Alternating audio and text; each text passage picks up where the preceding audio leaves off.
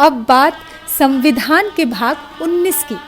इसका विषय है प्रकीर्ण, अर्थात राष्ट्रपति और राज्यपाल के अधिकार क्षेत्र, जिसके लिए संविधान निर्माताओं ने नेताजी सुभाष तथा आज़ाद हिंद फौज का चित्र चुना है।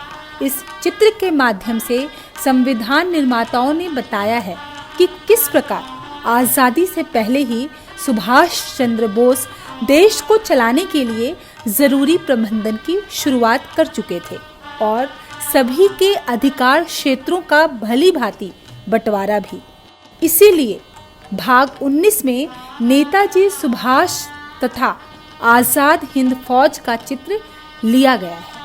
आइए इस चित्र को अंकित करने के प्रयोजन के बारे में और विस्तार से जानते हैं। 19वां भाग ये जो है,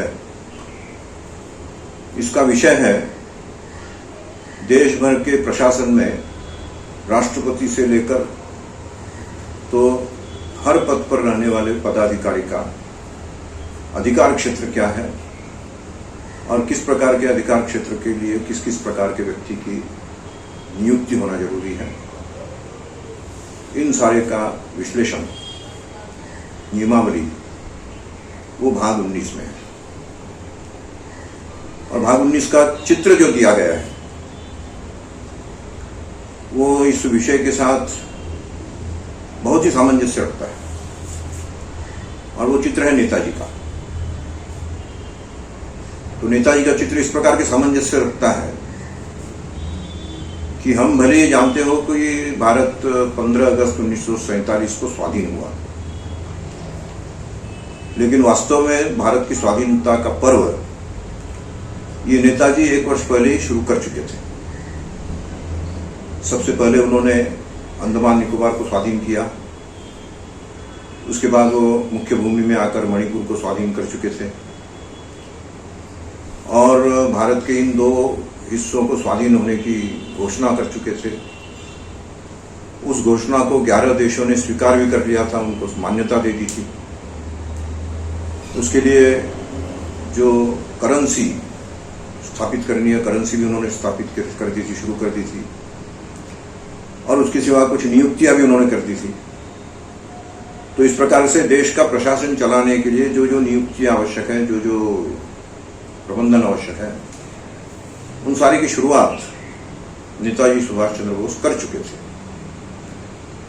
और यहाँ इस चित्र में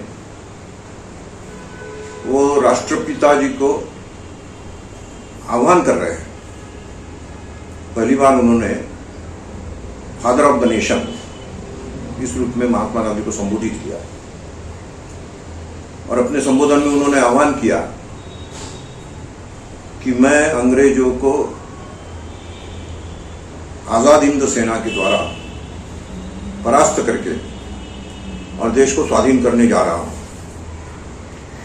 तो इस युद्ध में कम से कम जनहानि हो, इसके लिए आप पूरे भारत में मेरे अनुकूल वातावरण बना दे, जनता मेरे साथ खड़ी हो जाए। सेना में विद्रोह हो ही रहा है तो उस विद्रोह को भी बल मिले। ये अगर हो जाता है तो कम प्राणहानि में हम इस देश को स्वाधीन कर लेंगे। इसलिए मैं आपसे आह्वान करता हूं कि आप मेरे इस अभियान को आशीर्वाद दीजिए, इसका समर्थन करिए। लेकिन महात्मा गांधी ये बात मान नहीं पाए, क्योंकि आमतौर पर जो धारणा है कि युद्ध यानी जनहानि, युद्ध यानी मृत्यु, और इसलिए युद्ध के द्वारा जीतना ये अधिक जनहानि का लक्षण होगा, ऐसा मानकर महात्मा गांधी शांति का ही मार्ग अपनाना चाहते थे। ये बात और है कि शांति की स्थापना के लिए जो अहिंसा का मार्ग उन्होंने अपनाया था, उसके कारण कितनी हिंसा हुई है और कितने लोगों को बलिदान होना पड़ा है, इसका लेखा जोखा करेंगे तो हो सकता है कि युद्ध में जितना नुकसान होता शायद उससे अधिक नुकसान हुआ हो। ये एक विवाद का विषय हो सकता है। लेकिन नेताजी, वैसे कहा जाए तो हमारे देश के पहले प्रधानमंत्री या पहले शासक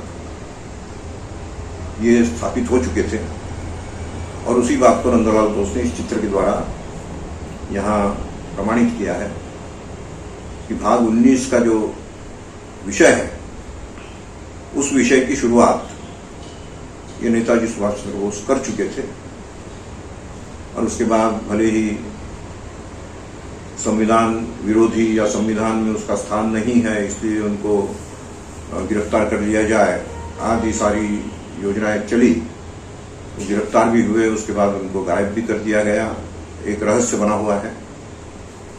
तो ये एक बात अलग है, लेकिन नंदलाल बोस की सोच की बात अगर हम सीमित करते हैं अपने विषय को, तो वो यही है कि देश की स्वाधीनता का पहला कदम ये नेताजी सुभाष चंद्र बोस के इस युद्ध के माध्यम से स्वाधीनता प्राप्ति का हो चुका था।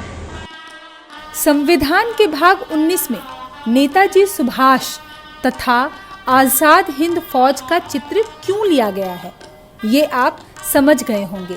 एक देश का कुशल प्रबंधन ही उस देश को आगे ले जाता है।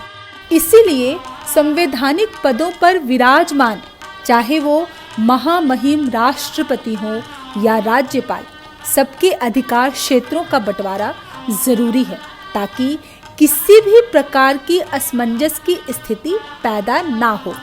अगले वीडियो में हम संविधान के भाग 20, 21 और 22 की बात करेंगे, जिसमें प्राकृतिक चित्रण के माध्यम से संविधान निर्माताओं ने अपना संदेश दिया है।